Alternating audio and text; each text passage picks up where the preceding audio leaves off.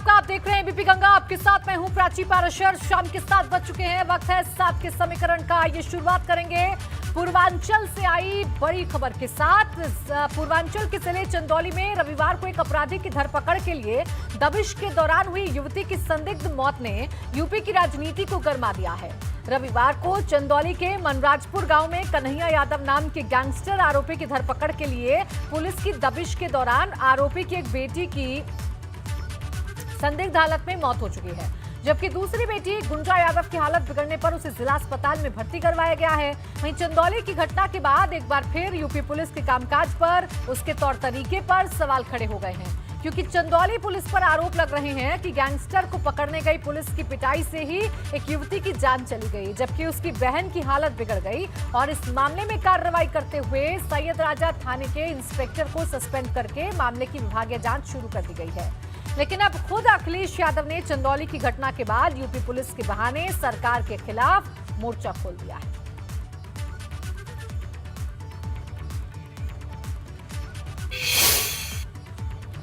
चंदौली में गैंगस्टर कन्हैया यादव की बेटी की संदिग्ध मौत की घटना को समाजवादी पार्टी अध्यक्ष अखिलेश यादव ने यूपी पुलिस की जानबूझकर और डर पैदा करने के लिए की गई कार्रवाई बताया है।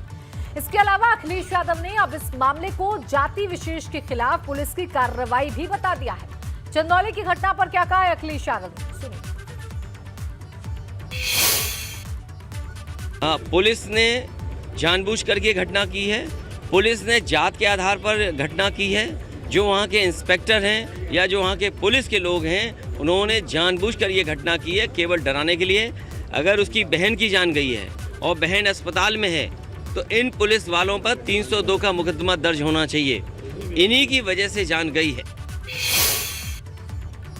चंदौली की घटना को जातीय रंग देने की कोशिश पर अब भाजपा और उसके सहयोगियों ने अखिलेश यादव के खिलाफ मोर्चा खोल दिया है और अखिलेश के आरोपों पर जवाब दिया है। यूपी के उप मुख्यमंत्री केशव प्रसाद मौर्य ने कहा है कि चंदौली में जो भी हुआ उसकी निष्पक्ष जांच हो रही है, लेकिन अखिलेश यादव के बयान से उनकी बौखलाहट दिख रही है। जबकि संजय निषाद ने भी अखिलेश के जाति वाले बयान पर नाराजगी जाहिर की। अभी तो उसमें मुकदमा दर्ज हो गया है। संबंधित थाने के जो इंस्पेक्टर थे उनको तत्काल प्रभाव से निलंबित कर दिया गया है और जांच होने दीजिए। जांच से पहले अगर कोई चीज़ रिपोर्ट आएगी तो उसमें कार्रवाई होगी, इसलिए मुकदमा दर्ज किया गया है। अखिलेश यादव जी बौखलाए हुए हैं। अगर कोई पुलिस वाला गलत करेगा तो उसके खिलाफ कार्रवाई होगी, लेकिन अपराधियों को पकड़ने के लिए अगर कोई पुलिस गई है और उस पुलिस के जाने के बीच में इस प्रकार की घटना हुई तो दुखद है। मैं इस पर निश्चित तौर से दुख व्यक्त करता हूं और परिजनों को सांत्वना देता हूं, और लेकिन इसकी जांच करके अगर किसी भी प्रकार से दोष पाया जाएगा तो कार्रवाई होगी। एक सवाल ये है कि चंदौली की जो घटना हुई, एक बदमाश के यहाँ पुलिस गई, छापा मारा, उसने दबिश दी और उसके बाद थोड़ी देर बाद उसकी जो बेटी थी उसकी लाश मिली घर से। आज अखिलेश यादव ने कहा कि जाति देखकर पुलिस ये काम करी क्योंकि वो यादव जाति का बदमाश बताया जा रहा है। सीधा सीधा निशाना साध रहे हैं पुलिस पर और आपकी सरकार पर कि जाति देखकर डराने के लिए ऐसा किया। देखो, मैं तो ऐसे जो भी घटनाएँ होती हैं उसकी मैं निंदा करता हूँ, भर्त्सना करता हूँ, लेकिन बिना भेदभाव के ये पुलिस और जो हमारा शासन प्रशासन काम कर रहा है। ऐसा नहीं है कि देखिए उसमें ब्राह्मण भी हैं, ठाकुर भी हैं, निषाद भी हैं और भी बिरादरी जो अपराधी हैं उनके ऊपर भी ऐसा काम हुआ, कार्रवाई हुई है। अब उनको लगा कि अपना उनका ट्रेडिशनल वोट बैंक है, इसलिए वो उसके सहारे वो अपने समाज को साधने की कोशिश करते हैं। और तो अब तो अभी तो माननीय मुख्यमंत्री को धन्यवाद दूंगा, उन्होंने एक लिस्ट बनाई है टॉप 10 अध्यक्षों कि ऐसे सारे अपराधियों को लिस्टिंग की जाए और उनके सुधरने का एक अवसर अब दे दिया। अब अंतिम चल रहा और सारे अपराधी अब सुधर जाए, नहीं तो फिर 0 टॉलरेंस हो जाएगा और ऐसे लोगों को उत्तर प्रदेश को छोड़कर जाना पड़ेगा। चंदौली के मनराजपुर गांव में पुलिस की दबिश के दौरान मृत युवती की बहन गुंजा यादव भी घायल हो गई थी, जिसकी तबीयत बिगड़ने के बाद उसे जिला अस्पताल में भर्ती करवाया गया। लेकिन एबीपी गंगा से खास बातचीत के दौरान मृत निशा यादव की बहन गुंजा ने चंदौली पुलिस पर बेहद गंभीर आरोप लगाए हैं और कहा है कि पुलिस की पिटाई से ही उसकी बहन की मौत हुई और पुलिस ने इस घटना को आत्महत्या का एंगल देने के लिए उसके शव को लटका दिया। घटनाक्रम हुआ था, कल आपके घर पुलिस आई थी, क्या कहा पुलिस ने, क्या मकसद था आने का, क्या बातचीत हुई, आप थी उस वक्त? यस सर, हम लोग थे, हमारी दीदी थी। इनका मकसद सर बस हम लोग को मारने के ही मकसद से आए थे हमारे हिसाब से इन्हें कोई फोर्स कर रहा था कि हम लोगों को किसी के न होने के कारण मारा जाए घर में। उसके बाद ये लोग आए, हम लोग छत पे थे, हम लोग दरवाज़ा बंद करने के लिए आए, तब तक ये लोग अंदर आ चुके थे सर। दरवाज़ा जैसे बंद करते हैं तो धक्का दिए, दरवाज़ा खुल गया। हम जब इनका विरोध किया, कितने बजे का वक्त होगा और जब ये आए थे तो क्या बताया था किस लिए आए? नहीं सर, ये सब के बारे में तो जिक्र नहीं हुआ। कितने पुलिसकर्मी थे? कसम 40 लगभग 40 से। अंदर आते वक्त इन्होंने किसी ने बताया नहीं कि ये क्यों आए हैं आप? नहीं सर, ऐसा कुछ भी नहीं बताया गया। डायरेक्ट मारना ही शुरू किए। जब हम विरोध किए इनका तो हम लोग को मारना शुरू किया। जब दी वहाँ पे मेरी देखी तो वो भाग कर उस रूम में गई। तब तक 8-10 पुलिस और एक लेडीज़ कांस्टेबल उनके साथ उस रूम में गए और हमको सब यहाँ पर मारे थे और यहाँ पे पकड़ा था। और उसके बाद दीदी चिल्ला रही थी, हमको आवाज़ दे रही थी बचाने के लिए। हम बहुत रिक्वेस्ट किए सर कि शादी पड़ा है सर, ऐसा मत कीजिए सर। उसके बाद हम मेरा एग्ज़ाम है सर, उसके बाद भी ये लोग नहीं माने। उसके 5 मिनट चाहे 2-3 मिनट बाद आवाज़ दी की आनी बंद हो गई। एक कांस्टेबल था जो कुर्सी लेने के लिए नीचे आया, तो कुर्सी लेके जा रहा था, तब हम उसको पकड़े, उसका हाथ पकड़े। मेरा ब्लड उसकी शर्ट में और उसके हाथ में लगा। हम बोले सर आप लोग क्या कर रहे हैं सर, ऐसा मत कीजिए सर। तो हमको झटका तो मैंने उसका पैर पकड़ लिया, वो फिर मुझे झटका और उसके बाद वो सब गए। और फिर उसके बाद कितनी देर तक ये सब चला? उस रूम में मैक्सिमम 20 मिनट लगा, उस जगह से 15 मिनट लगा होगा सर। सारे 40 पुलिसकर्मी जो आप बता रही सब भीतर घुसा है? सब अंदर तो सभी आ गए सर, सभी अंदर आ चुके थे सर। पूरा कमरा जो तीनों है सब भर चुका था सर पुलिसों से। और उसके बाद सर ये सब उस रूम से जब बाहर निकले तो फिर ये लोग दरवाज़ा से, वो हम लोग का दरवाज़ा है कि ऐसे आने पे बंद हो जाता है, तो दरवाज़ा बंद हो गया। और उसके बाद ये लोग हमको बोले कि इसको छोड़ दो, फिर ये लोग चले गए सर। उस वक्त आपकी बड़ी बहन कहाँ थी? सर फिर उसके बाद हम 2 सेकंड मैक्सिमम 20 सेकंड लगा होगा सर यहाँ से हमको जाने में, चाहे 10 सेकंड लगा होगा। फिर देखे थे तब तो दीदी की डेट हो चुकी थी और दीदी पंखे से नीचे मार कर उनको बस टांगा गया था कि उसको सुसाइड लगी सर। क्योंकि अगर टंगी होती तो ज़मीन से ऊपर होती, वो ज़मीन से तक होती सर। चंदौली में पुलिस दबिश के दौरान युवती की संदिग्ध मौत के बाद स्थानीय पुलिस पहले से सवालों के घेरे में है, लेकिन मृत युवती की पोस्टमार्टम रिपोर्ट आने के बाद इस सवाल और गहरा गए हैं, क्योंकि पुलिस के मुताबिक युवती का शव पंखे से लटका मिला था, जबकि डॉक्टर्स के जिस पैनल ने पोस्टमार्टम किया उसकी रिपोर्ट में युवती की मौत की वजह साफ नहीं है। वहीं चंदौली के एसपी अंकुर अग्रवाल ने बताया है कि युवती के गले में खरोंच और बाएं जबड़े में चोट के निशान मिले थे। के बारे में वहाँ के डिस्ट्रिक्ट मजिस्ट्रेट और पुलिस अधीक्षक ने प्रेस वार्ता करके सभी चीज़ों को स्पष्ट कर दिया है। मृतका का पोस्टमार्टम एक पैनल के द्वारा कराया गया है तथा उस पैनल में की वीडियोग्राफी भी कराई गई है।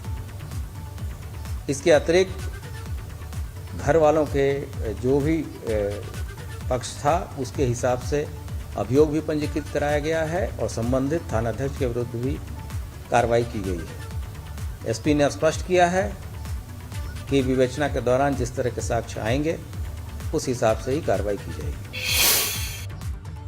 कल 3 मई को यूपी समेत देश भर में कई त्योहार मनाए जाएंगे। कल ईद, परशुराम जयंती के अलावा अक्षय तृतीया का भी त्योहार है। त्योहार के दिन व्यवस्थाओं को लेकर मुख्यमंत्री योगी आदित्यनाथ ने अफसरों को कड़े निर्देश दिए हैं। सीएम योगी ने अफसरों से कहा है कि सभी जगह ये त्योहार शांति और सौहार्द के साथ होने चाहिए। इसके अलावा मुख्यमंत्री ने यह भी साफ कर दिया है कि जो भी धार्मिक कार्यक्रम या पूजा पाठ होनी है वो निर्धारित जगह पर ही हो। सीएम योगी ने अफसरों को 2 टूक कहा है कि त्योहार की आड़ में सड़क या यातायात बाधित कर कोई भी धार्मिक आयोजन नहीं होना चाहिए।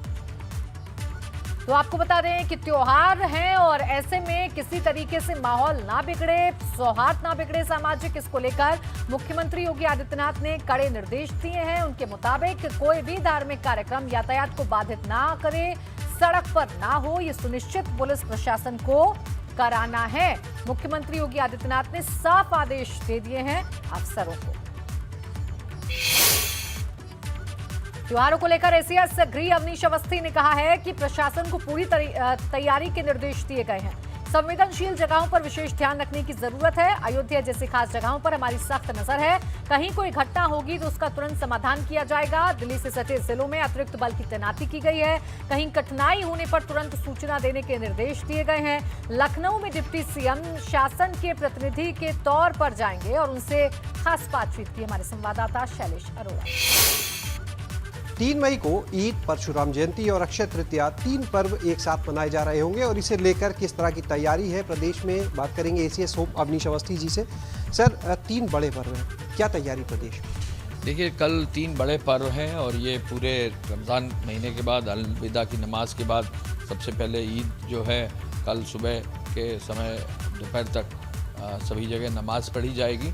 आपको मालूम है कि कई वीसी पहले सीनियर ऑफिसर्स के लेवल पर और फिर तहसील स्तर के अधिकारियों की माननीय मुख्यमंत्री जी ने खुद ली है। एक अधिकारी को इसके लिए मजबूती से काम करने, संवाद बनाकर संवेदनशील होकर कार्य करने के लिए कहा है। इसी कड़ी में आज भी उन्होंने हम गृह विभाग को और पुलिस को पुनः आज सभी अधिकारियों को फील्ड के निर्देश दिए हैं कि कल के इस ईद के अवसर पर जहाँ जहाँ नमाज होती है वहाँ धर्मगुरुओं से संवाद बनाकर व्यवस्था बनाएं और कहीं कोई कठिनाई न हो। साफ सफाई जिला प्रशासन सुनिश्चित करें, जो है वहाँ सुरक्षा जहाँ जहाँ आवश्यक है वो करें। जो संवेदनशील जनपद है वहाँ विशेष रूप से ध्यान रखा जाएगा, कहीं कोई कठिनाई न हो। अयोध्या जैसे जनपद में कुछ लोगों ने वहाँ गड़बड़ी फैलाने का प्रयास किया, लेकिन वहाँ धर्मगुरुओं ने बहुत ही संयम से काम लिया और जिला प्रशासन और पुलिस ने 24 घंटे में लोगों को पकड़ कर उनको सख्त से सख्त सजा देने की व्यवस्था भी की है। तो आगे भी इस तरह की निगरानी की जाए, कहीं कोई कठिनाई होगी तो उसका समाधान तत्काल निकालेगा। सर, आपने अयोध्या का जिक्र किया, जैसे अभी दिल्ली में जो घटना पीछे हुई थी, क्या दिल्ली से सटे जो ज़िले हैं उनको भी संवेदनशील मान के व्यवस्था करें? जो दिल्ली से सटे ज़िले हैं उन पर विशेष संवेदनशीलता है। वहाँ पुलिस बल भी अतिरिक्त दिया गया है और निरंतर मॉनिटरिंग करने का भी निर्देश दिया गया है। बात करने के लिए तो ये थे हमारे साथ में एसीएस होम अवनीश अवस्थी जी, जिन्होंने बताया कि किस तरह की व्यवस्था की गई है। जो अगर बात करें अयोध्या या दिल्ली से सटे जो इलाके उन्हें संवेदनशील मानकर अतिरिक्त व्यवस्था की गई और सरकार के प्रतिनिधि के रूप में खुद डिप्टी सीएम जो है वो इस आयोजन में लखनऊ में शामिल भी होंगे ईद के आयोजन में। कैमरा सहयोगी हरिओम के साथ शैलेश अरोड़ा, एबीपी गंगा।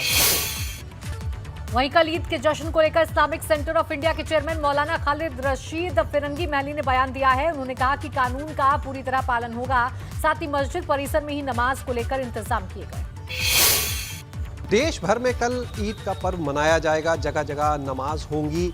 और अगर बात करें लखनऊ की तो राजधानी लखनऊ में ऐशबाग ईदगाह, जहां पर कोविड काल के पहले अगर हम बात करें तो लगभग 4 से 5 लाख लोग यहां पर नमाज पढ़ने के लिए आते हैं। ईदगाह के बाहर भी बड़ी संख्या में जमाती रहते हैं, लेकिन 2 साल से कोरोना रहा और अब 2 साल के बाद जब कोरोना खत्म हुआ एक बार फिर से वही पुराना माहौल देखने को मिल रहा है तो बंदिशें काफ़ी हैं। ऐसे में इस बार क्या तैयारी है, इस पर जानेंगे हम मौलाना खालिद रशीद फिरंगी महली साहब से, हमारे साथ मौजूद हैं। मौलाना साहब, क्या तैयारी इस बार, क्योंकि कुछ बंदिशें भी हैं, तो यहाँ पर करीब 5 लाख लोग नमाज पढ़ते हैं, तो अब इस बार भी क्या सड़क पर आयोजन होगा, नमाज होगी? देखिए, जैसा आपने खुद कहा कि 2 साल बाद कोविड के बाद इस साल नमाज आज़ादी के साथ होगी, तो जाहिर सी बात है लोगों में ज़्यादा जोश और खरोश है और जाहिर सी बात है लोग ईदगाह में अक़ीदत के साथ नमाज पढ़ने आते हैं और कोशिश यही की जाएगी कि जो भी कानून है इस पर पूरी तरीके से जाहिर सी बात अमल किया जाए। और ईद के दिन तो हालांकि सब छुट्टी होती है, ट्रैफिक भी सब बंद होता है, जो भी कानून है उस पर जाहिर सी बात है सभी लोग अमल करें और मैक्सिमम लोग इंशाल्लाह सभी लोग ईदगाह के अंदर, जैसे मैंने अर्ज़ किया कि नमाज़ पढ़ लेंगे और एक्स्ट्रा इंतज़ामात भी ईदगाह के अंदर पहली बार किए गए हैं, तो सब लोग अकोमोडेट हो जाएंगे। प्लस लोग अपने महल्ले की मस्जिदों में भी नमाज अदा करेंगे, तो इसमें किसी को कोई दिक्कत नहीं होगी। और जो भी लाउड स्पीकर का लॉ है या दूसरे कवानीन हैं, जैसे उसमें अलविदा पे सभी ने देखा कि सबने अमल किया, उसी तरीके से इसमें भी अमल किया जाएगा। अब खबर है आगरा से, जहां राजामंडी रेलवे स्टेशन पर स्थित चामुंडा देवी मंदिर को शिफ्ट किए जाने का मामला अब थमता दिख रहा है। डीएम के आश्वासन और रेलवे के नरम रुख के बाद मंदिर प्रशासन की तरफ से भी अपील की गई है कि आंदोलन कर रहे मंदिर से जुड़े हुए तमाम भक्त और हिंदुवादी लोग इस मामले में अब संयम बरतें और किसी भी तरह का कोई भी ऐसा कदम न उठाए। राजामंडी रेलवे स्टेशन पर स्थित चामुंडा देवी मंदिर को शिफ्ट किए जाने को लेकर जिस तरीके से कहा जाए जो मंदिर से जुड़े हुए जो आस्थावान लोग हैं, हिंदूवादी संगठन है, उनका प्रेशर काम आया है और ज़िला प्रशासन ने स्पष्ट कर दिया है कि सभी पक्षकारों से वार्ता के बाद ही कोई बड़ा फैसला लिया जाएगा। और फिलहाल फौरी तौर पर इस जो नोटिस है उसको तामील नहीं कराया जा रहा, उसका एग्जीक्यूशन नहीं हो रहा, यानी मंदिर शिफ्ट नहीं होगा। इसके साथ ही आगरा रेल मंडल प्रशासन का भी पूरी तरह से नरम रुख आया है। तो ऐसे में अब मंदिर प्रशासन की तरफ से ये अपील की गई है कि पूरी तरह से तमाम जो संगठन प्रदर्शन कर रहे थे वो इन प्रदर्शनों को रोक दें, स्थगित कर दें, ताकि बेवजह की सुर्खियां ना बने। तो ऐसे में अब जो मंदिर प्रशासन की तरफ से भी ये अपील की गई है कि तमाम हिंदूवादी संगठनों से, तमाम जो कहा जाए इस मंदिर से जुड़े हुए जो संगठन हैं लोगों से, कि आप भी अपनी तरफ से संयम का परिचय दें। और ऐसे में जिस तरह से कल तमाम जो प्रदर्शन कल भी हुए देखने को मिले थे, और आगे से ऐसे प्रदर्शन ना हो, क्योंकि लगातार जिला प्रशासन का या आगरा रेल मंडल का ये कहना है कि अब इस मामले में कोई भी कार्रवाई आगे नहीं बढ़ेगी। तो ऐसे में खुद जो मंदिर प्रबंधन समिति है वो भी अब एक संयम का परिचय देते हुए इस पूरे प्रकरण को खुद समाप्त करना चाहती है। आगरा से नितिन उपाध्याय, एबीपी। बुंदेलखंड के हमीरपुर में एक सरकारी स्कूल का रंग सफेद से बदलकर हरा कराने का मामला सामने आया है। ये मामला हमीरपुर के सनीला तहसील क्षेत्र का है, जहां के नवीन प्राथमिक विद्यालय में 2 साल से रंगाई पुताई नहीं करवाई गई थी, लेकिन स्कूल के प्रिंसिपल ने 2 साल बाद जब स्कूल की पुताई का काम करवाया तो पूरे स्कूल को हरे रंग से रंगवा दिया, जिसके बाद आसपास के गाँव वालों ने इस बात पर नाराजगी जताई। ग्रामीणों का कहना था कि स्कूल में सभी धर्मों और जाति के बच्चे पढ़ने आते हैं, ऐसे में स्कूल का जो रंग है वो सफेद ही होना चाहिए। जिसके बाद बीएसए के आदेश पर एक बार फिर स्कूल को सफेद रंग में रंगने का काम शुरू हो गया है।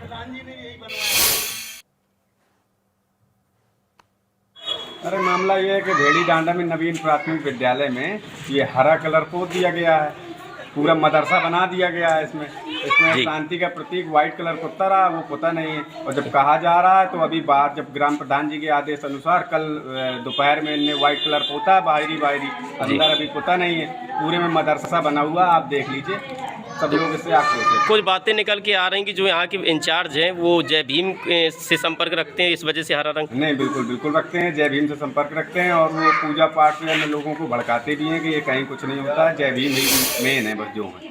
संबंधित जो भी सरीला के बीओ साहब है उनसे बात करी तो उनका ये कहना था कि उन्होंने ग्राम प्रधान अध्यापक से बात करी है।